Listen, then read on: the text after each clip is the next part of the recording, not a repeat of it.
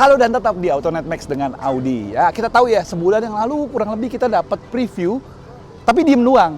Mobil ini nih, si Chery 7 Pro, Tiggo 7 Pro.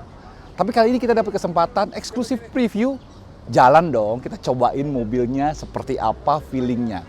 Dan for your information, mobil ini adalah versi global, tapi yang sudah sekitar 90%-an lah, mirip dengan versi yang akan dijual di Indonesia. Oh iya, sebelum gue masuk, membahas sedikit soal platformnya. Si Chery Tiggo 7 Pro ini dia pakai platform namanya T1X, T1X. Platform itu adalah hasil kerjasama Chery dengan JLR, Jaguar Land Rover. Jadi platformnya modular, dia bisa bikin 5 mobil dari platform yang sama ini. Jadi dia punya 4, itu short wheelbase SUV, dia punya 7 long wheelbase SUV tapi dengan 5-seater, dan dia punya 8, itu yang 7-seaternya tapi long wheelbase SUV. Dia juga nanti punya MPV dan satu mobil yang katanya new energy, mungkin EV kali ya. Semuanya dengan platform yang sama. Jadi harusnya kualitas dia nggak usah diraguin. Seperti apa impresinya? Langsung nyetir, yuk!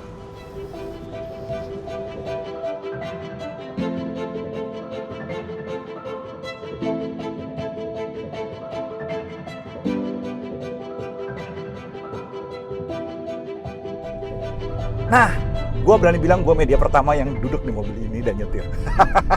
Karena memang kita dapat kesempatan pertama kali. Dan impresi pertama tuh langsung masuk beda ya. Ini mobil, auranya begitu lu duduk, wahnya tuh dapet gitu. Beberapa detail-detail kayak pemilihan materialnya segala macam seperti yang gue bahas di first impression review itu dia nggak ada salahnya. Dan lu nggak akan kerasa ini mobil Tiongkok gitu loh ibaratnya. Karena dalamnya wah banget. Nah, begitu kita duduk nih, joknya andai jok kulitnya sedikit lebih empuk ya, akan lebih enak. Tapi gue nggak komplain banyak karena gue bisa dapat posisi duduk yang lumayan ngeplak gitu. Cuman memang posisi duduknya sendiri agak commanding, agak tinggi. Jadi kalau lu berharap nyetirnya kayak sedan, enggak, dia agak tinggi, bonnet kelihatan, otomatis visibilitasnya juga bagus karena pilar A nggak terlalu gede, spion juga agak dimundurin, jadi lu bisa ngelihat depan maupun belakang dengan baik. Nah, sorot lagi ya, dia layar tengahnya juga memang udah cukup gede kan, dan touchscreen. Cuman sayangnya memang nggak seperti mobil-mobil Eropa ya yang biasanya ada tombol fisik di tengahnya. Dia nggak ada tombol fisik, jadi sebenarnya semua pengoperasian itu masih harus dilakukan di touchscreen langsung. Sebenarnya sih nggak terlalu masalah. Sistemnya sendiri juga sudah komplit, Android Auto, Apple CarPlay juga sudah bisa. Dan di tengah ini juga dia lumayan modern ya. Gue mau sorot satu. Biasanya mobil-mobil Tiongkok itu pengaturan AC dijadiin layar semua. Keren. Tapi setelah lu nyetir, lu akan ngerasain bahwa tombol physical itu sebenarnya penting. Karena nggak bikin distraction kalau lu ada tombol physical untuk ngatur AC kayak ngecilin atau ngegedein temperatur maupun kipas. Kebetulan di Tiggo 7 Pro ini, dia udah ada tombol physicalnya di bawah sini. Jadi paling kagak ngedein atau ngecilin AC, hembusan angin, itu bisa dengan mudah dengan tombol physical di sini. Dan lebih safety, karena lu nggak harus ngeliat ke bawah gitu loh. Nggak harus ngeliat ke layar gitu kan buat ngerubahnya. Cuman sayang, gue notice juga di center console ini dia memang bagus ya, piano black, hitam mengkilat banget gitu. Cuman kosong, di samping transmisi ini dia kosong banget. Gue bilang kalau lu biasa pakai cincin gitu ya, atau pakai jam tangan lah, atau pakai gelang lah, kayak gini lah ada besi-besinya gitu, ini gampang banget baretnya. Baru tak notice itu setelah kita pakai nyetir, karena tangan itu cenderung gini ya, duduk gini, lo pencet transmisi, tapi ntar setelah selesai lo nggak mungkin nangan di atas transmisi terus kan, pasti agak turun gini. Nah, ini gampang baret. Mungkin nanti ada aksesorisnya kayaknya, dikasih karet-karet gitu. Dan gue mau sorot lagi juga ya, jadi si 7 Pro ini juga dilengkapi dengan tuas transmisi yang kayak kapal layar, kayak joystick, mirip kayak BMW loh, serius. Nah, joysticknya ini menarik, jadi perpindahan gigi tuh kalian tinggal kayak geser kanan kiri doang, tek gitu loh, enak gitu. Buat dari PRND-nya tuh gampang banget. Cuman pasti ada yang nanya, nih ntar kalau anak gue duduk di depan pas lagi jalan kepencet gitu ya, pindah jadi R nggak? Nggak. Ini contoh nih ya, gue lagi jalan ini, D nih, gue gerakin, dia nggak bakal berubah. Jadi dia udah ada sensor, kalau kalian berhenti, baru dia bisa pindah giginya. Kalau kagak dia nggak bakal pindah giginya. Plus dia juga sudah punya manual mode, biarpun nggak di pedal shift ya. Manual mode-nya itu ada di sini nih. Lu geser ke kiri, dia akan ada semacam 7 speed virtual ya, virtual 7 speed karena dia basicnya CVT.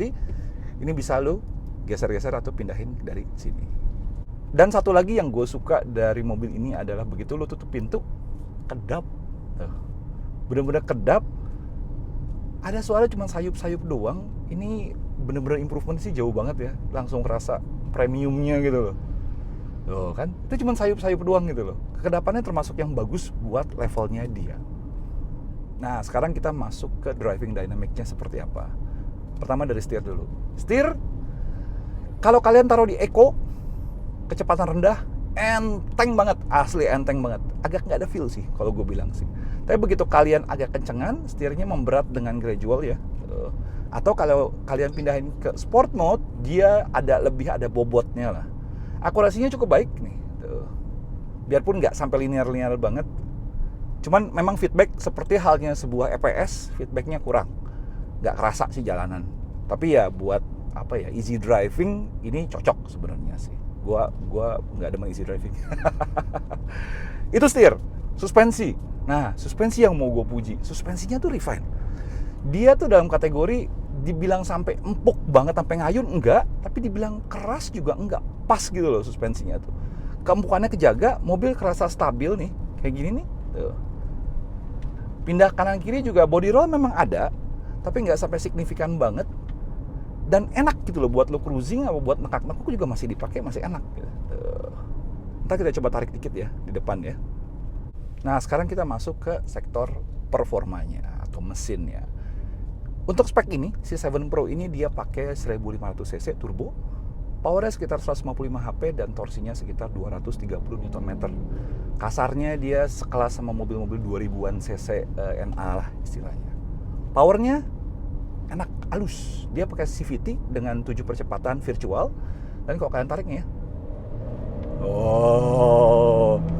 responnya lumayan loh buat sebuah CVT, biarpun memang begitu digas langsung tuh dia nggak langsung kick in ya, dia kayak ada gitu baru masuk. Cuman oke lah, masih oke banget. Dan kalau kalian pindahkan ke mode sport, dia respon gasnya sama bobot setirnya jadi lebih twitchy, lebih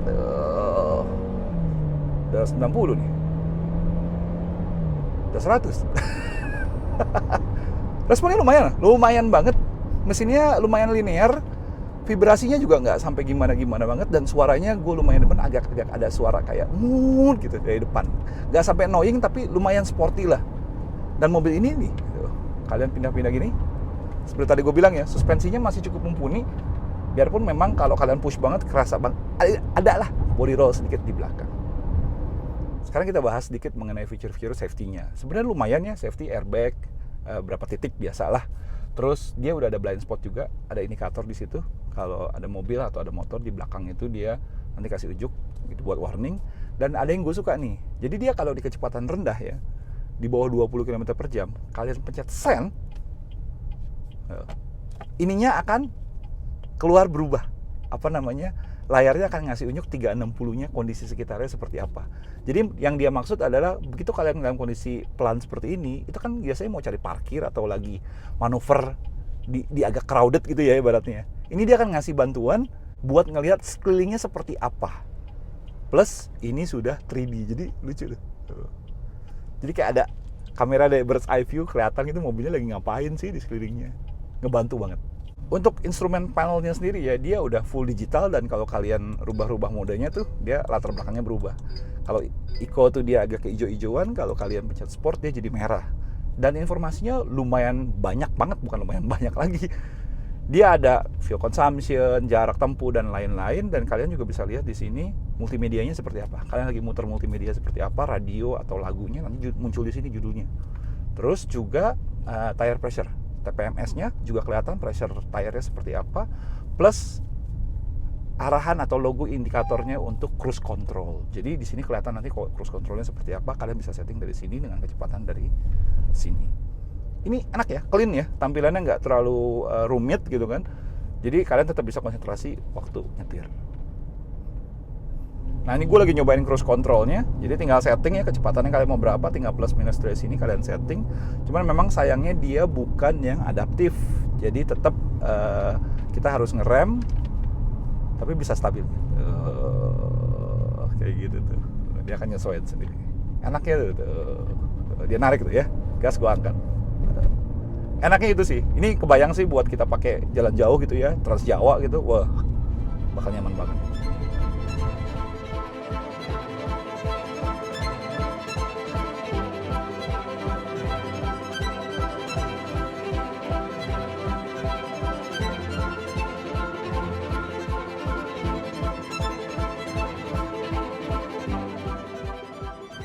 Oke, kita sampai pada kesimpulannya. Jadi setelah gua melihat first impression review, terus juga gue mencoba pertama kali mobil ini, apa sih kesimpulannya? Kesimpulannya mobil ini punya modal. Dia interior bagus, build quality-nya bagus, dipakainya juga enak gitu ya. Feel and touch-nya bagus, dan setelah lu driving, mobil ini memang bukan mobil entusias ya. Mobil ini lebih mobil easy to drive, lu bisa nyetir dengan nyaman, setirnya enteng, power delivery-nya juga halus, dan bantingannya gue bilang cukup juara. Cuman andai saja dia punya fitur-fitur safety yang advance banget ya. Ya memang basic safety-nya sudah oke, sudah cukup. Ada gimmick-gimmick menarik yang tadi sen terus kameranya nyala, itu gimmick menarik sebenarnya. Cuman kalau safety-nya jauh lebih advance dengan harga yang pas gitu ya, ini pasti akan punya modal lebih bagus lagi. Nah mumpung ini versi global yang katanya sekitar 90%-an, belum versi final lokalnya, kira-kira fitur apa dan harga berapa menurut kalian yang pantas untuk si Tiggo 7 Pro ini? Tulis di komen ya. Oke, mungkin itu aja kesimpulan kita kali ini. Thank you udah nonton. Klik like kalau kalian suka video ini, subscribe kalau belum subscribe, dan tekan tombol lonceng untuk tahu notifikasi video-video terbaru dari Autonet Next. Audi sign off. Thank you udah nonton. Bye-bye.